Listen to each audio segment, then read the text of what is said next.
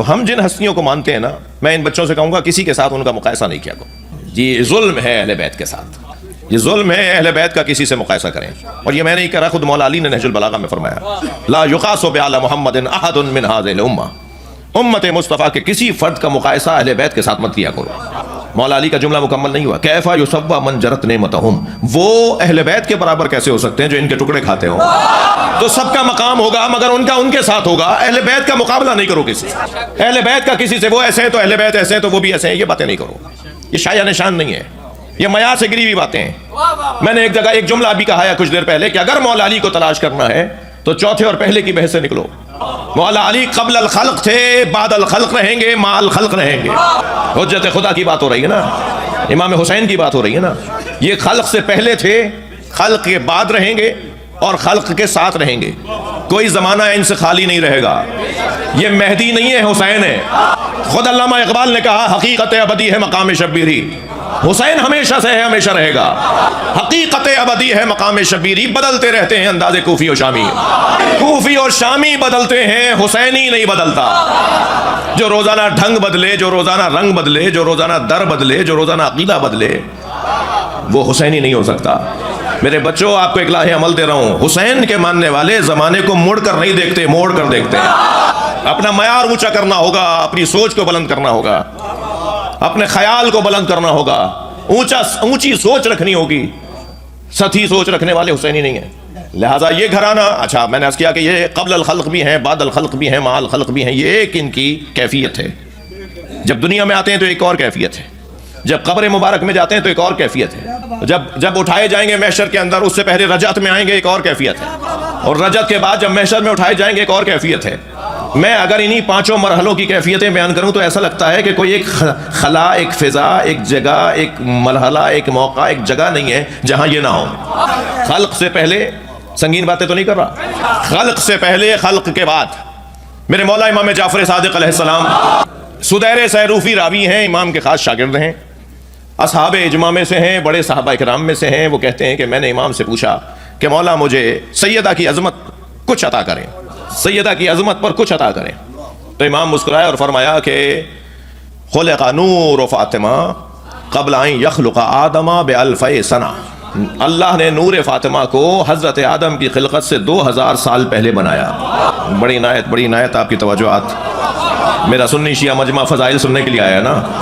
حضرت آدم کی خلقت سے 2000 سال پہلے حضرت فاطمہ کے نور کو بنایا. شاگرد ہوں تو ایسے ہوں. سدیر سیروفی نے فوراً پوچھ لیا مولا اس کا مطلب ہے کہ فاطمہ زہرا انسان نہیں ہے، آدمی نہیں ہے، آدمی کی اولاد نہیں ہے، انسان نہیں ہے؟ فرمایا یہی سوال رسول اللہ سے ایک صحابی نے کیا. تو سرکار نے اس کا جواب یہ دیا فاطمہ تو حوراء انسیہ، میری فاطمہ انسانی شکل میں حور ہے. میرا مضمون جناب زہرا کی خدمت میں زیادہ رہنا نہیں ہے، بی بی کے بچے کی خدمت میں رہنا چاہتا ہوں، لیکن صرف اس نقطے کو روشن کر رہا ہوں کہ یہ خلق سے پہلے کے ہیں. اس مطلب کی تائید میں آپ کو ایک روایت سنا رہا ہوں. فرمایا حوراء انسیہ، یہ انسانی شکل میں حور ہے. تو پھر میرے جد رسول اللہ سے اس صحابی نے پوچھا کہ یا رسول اللہ اگر یہ انسانی شکل میں حور ہیں تو پھر رہتی کہاں تھی؟ ابھی تو زمین نہیں بنی، ابھی آسمان نہیں بنا، ابھی حضرت آدم نہیں بنے، ابھی کچھ بھی نہیں ہے، تو یہ ہوتی کہاں تھی، رہتی کہاں تھی؟ فرمایا کانت تحت حقۃ العرش، عرش کے نیچے بنی ہوئی ایک جگہ، اس میں میری فاطمہ کا نور تھا. کانت تحت سرداق العرش، یہ لفظ بھی آیا ہے حدیث میں، سرداق، حقہ، جی غوامض تحت العرش، عرش کی گہرائی میں تھی، یہ لفظ بھی آیا ہے. میری فاطمہ عرش کی گہرائی میں تھی، عرش کے نیچے بنے ہوئے ایک حقے میں، یعنی ایک صندوق میں تھی. میں ان بچوں جوانوں کے لیے بات سنگین نہ ہو جائے، زیارت جامع آج ہی پڑھ لیجیے گا. ایک امام معصوم نے سارے ائمہ اہل بیت کو سلام کرتے ہوئے کہا ہے انتم ایبۃ علم اللہ، اے اہل بیت آپ اللہ کا علم رکھنے کی جگہ ہیں.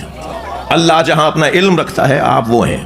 یعنی میں اگر لفظوں کو یوں تبدیل کروں، یوں کہوں سمجھنے کے لیے کہ جب اللہ اپنے علم کو کاغذ پر اتارتا ہے تو اسے قرآن نام دیتا ہے، اور اللہ جب اپنے علم کو پیکروں میں ڈھالتا ہے تو انہیں اہل بیت نام دیتا ہے. اگرچہ میں اپنے اوپر اتنا اب الحمدللہ کنٹرول ہے کہ میں اگر حاشیے میں جاتا ہوں تو پلٹ کے واپس اپنے اصلی مطلب پر آ جاتا ہوں، لیکن اگر کبھی ایسا ہو جائے کہ میرا حاشیہ لمبا ہو جائے اور اصلی بات میری دور ہو رہی ہو تو آپ مجھے آواز دیجیے گا، بتائیے گا کہ آپ اصلی بات یہ کر رہے تھے اور آپ پھر وہ حاشیے میں زیادہ چلے گئے.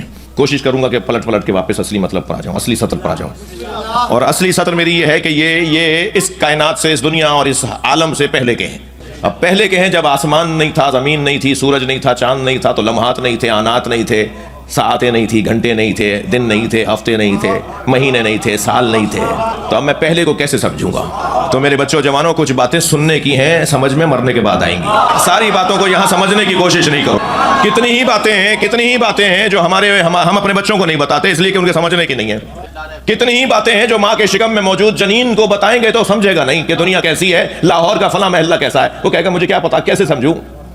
دنیا میں آؤں گا، وہاں جاؤں گا تو دیکھوں گا کیسا ہے. کتنی ہی باتیں ہیں جو اس دنیا میں ہم اس آخرت کی سنتے ہیں، سمجھنے کے لیے مرنا پڑے گا. مولا علی فرماتے ہیں الناس یناموا اذا ماتوا انتبہوا، لوگ سو رہے ہیں، جب مریں گے تب اٹھیں گے. اس لیے سن لیجئے.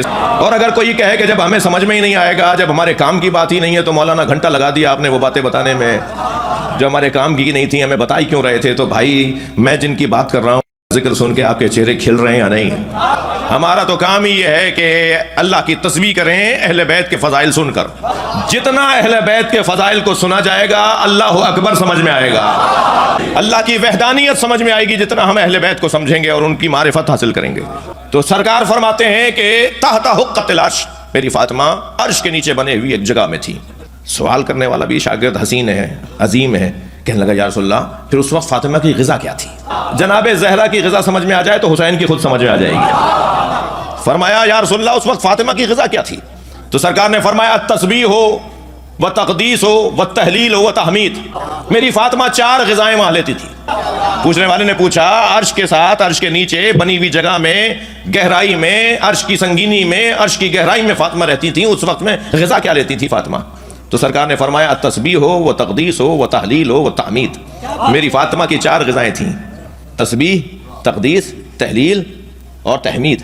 تسبیح یعنی سبحان اللہ، تقدیس یعنی اللہ اکبر، تحلیل یعنی لا الہ الا اللہ، تحمید یعنی الحمدللہ. میری فاطمہ کی 4 غذائیں تھیں عرش کے نیچے جب وہ رہتی تھیں. سبحان اللہ. میں طالب علم ہوں اور ایک تسبیح کے اوپر اگر تھوڑی گفتگو کروں گا تو مجھ طالب علم کو گھنٹہ چاہیے. یقیناً میرا یہ مضمون ابھی نہیں ہے مگر حسین مضمون ہے. میری فاطمہ کی 4 غذاؤں میں تسبیح یعنی سبحان اللہ، تقدیس یعنی اللہ اکبر جی، اور تحلیل یعنی لا الہ الا اللہ، اور تحمید یعنی الحمدللہ. میں ایک جملہ کہہ کر اپنے مضمون کی طرف پلٹ رہا ہوں. اصلی مضمون یہ میں نے پہنچا دیا کہ یہ اس کائنات اور اس دنیا کی خلقت سے پہلے تھے اور اس عالم میں غذا بھی لیتے تھے. ظاہر ہے کہ ہر غذا لینے والا اس عالم کے مطابق ہی غذا لیتا ہے جس میں وہ رہتا ہے. تو یہ جب عالم انوار میں تھے تو غذائیں بھی نورانی تھیں. مگر کمال اس گھرانے کا یہ ہے کہ یہ جب عالم انوار سے عالم مادہ میں آتے ہیں تو غذائیں بدلتی نہیں ہیں. نہیں گئی میری بات؟ بھائی اگر عالم بدل رہا ہے تو عالم کی غذا بھی بدلے گی. وہ عالم انوار کی غذا تھی، یہ عالم مادہ ہے. وہاں لا الہ الا اللہ غذا لیتی تھی، یہاں روٹی لیں گی. یہ ہونا چاہیے تھا نا کہ یہاں روٹی اور پانی لیتی ہیں، وہاں لے رہی تھی سبحان اللہ. وہاں کی غذا وہ تھی، یہاں کی غذا یہ ہے. کمال اس گھرانے کا یہ ہے کہ یہاں آنے کے بعد بھی وہی غذا لیتی ہیں. سبحان اللہ. ان کی غذاؤں میں فرق نہیں پڑتا، ان کی غذاؤں میں فرق نہیں پڑتا.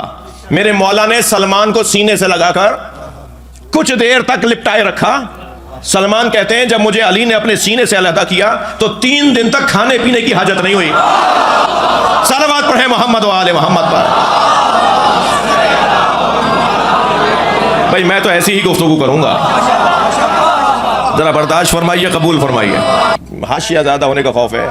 جناب امیر المومنین نے جب خیبر فتح کیا نا تو صحابہ کرام رضوان اللہ تعالیٰ علیہم نے کہا کہ یا رسول اللہ آج علی کے پاس، کیونکہ مال غنیمت میں ہر ایک کو اس کی محنت کے مطابق نبی دیتے تھے، عدل کا تقاضا ایک جیسا دینا نہیں ہے. تو مولا علی کو وہ قطیفہ خیبری، انتہائی مہنگا لباس جو مال غنیمت میں آیا تھا، جس میں جواہرات جڑے ہوئے تھے، جو سونے کی تاروں سے بنا ہوا لباس تھا، وہ مولا کو ہدیہ میں دیا نبی نے. صحابہ کرام کو تو پتا تھا کہ علی کو کیا ملا ہے. تو سب نے کہا یا رسول اللہ آج علی کے پاس پیسہ بہت ہے، کھانا علی کے گھر کھائیں گے. تو مولا نبی مولا علی کے گھر اصحاب کے ساتھ تشریف فرما ہوئے. جب دروازے پر آئے تو آپ نے بٹھایا اور حضرت نے فرمایا کہ آج میرے اصحاب کہتے ہیں کہ کھانا آپ کے گھر کھائیں گے، اور وہ جو لباس آپ کو ملا ہے بڑا پیسے، بڑا اس کے اندر بڑا مال تھا. اب امیر المومنین نے یہ نہیں بتایا کہ میں نے رستے میں آتے ہوئے سب بانٹ دیا. جناب زہرا کی خدمت میں جا کر کہا یا زہرا، میں وہ کھانے کے بارے میں بات کر رہا ہوں کہ ان کی وہاں کی غذا یہاں بدلنی چاہیے تھی نا، یہ یہاں آ کر بھی وہاں کی غذا کھاتے ہیں، تو پھر یہ کیسے ہم جیسے ہیں؟ تو مولا فرماتے ہیں کہ میں یہ سوچتا ہوا سیدہ کی خدمت میں گیا کہ جا کے کہوں گا کہ ہمارے گھر میں مہمان آئے ہیں، کھانے کو تو کچھ ہے نہیں، کیا کریں گے؟ تو جیسے ہی سیدہ کے پاس میں پہنچا تو سیدہ نے فرمایا آپ دسترخوان لگائیں۔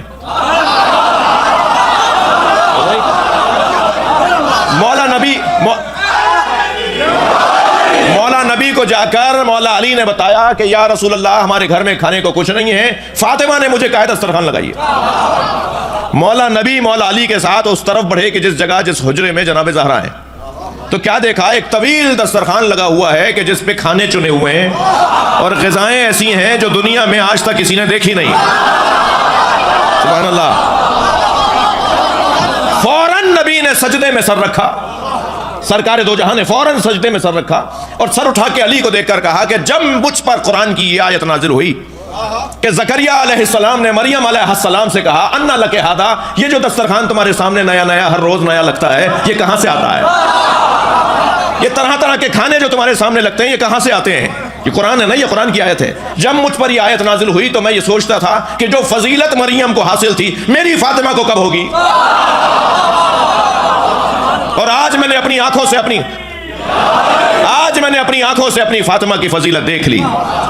وہی سوال جو زکریا علیہ السلام نے حضرت مریم سے کیا تھا وہی سرکار نے فرمایا یا زہرا انا لک ھذا، اے فاطمہ یہ کہاں سے آیا ہے؟ تو وہی جواب جو جناب مریم نے دیا تھا وہ جناب زہرا نے دیا، ہوا من عند اللہ، یہ اللہ نے میرے ارادے پر بھیجا ہے۔ نبی مکرم نے اس دسترخوان کو دیکھ کر ایک جملہ ارشاد فرمایا جو میرے اس مدعا پہ دلیل ہے کہ یہ اگر عالم مادہ میں بھی آ جاتے ہیں تو عالم انوار کی غذا لیتے ہیں، تبھی ان پر زمانہ اثر نہیں کرتا۔ اب جملہ سنیں، نبی نے اس دسترخوان کو دیکھ کے فرمایا ھذہ جفنۃ التی یاکل منھا القائم، یہ وہی کھانا ہے جس کھانے سے ہمارا قائم غذا لے گا، ہمارا مہدی جس سے کھانا کھائے گا یہ وہی غذا ہے، جس سے ہمارا مہدی کھانا کھائے گا یہ وہی غذا ہے۔ اب مجھے جملہ کہنے دیجئے، ساری دنیا جس کے تصدق میں کھاتی ہے اسے مہدی کہتے ہیں اور مہدی جس کے تصدق میں کھاتے ہیں اسے فاطمہ کہتے ہیں۔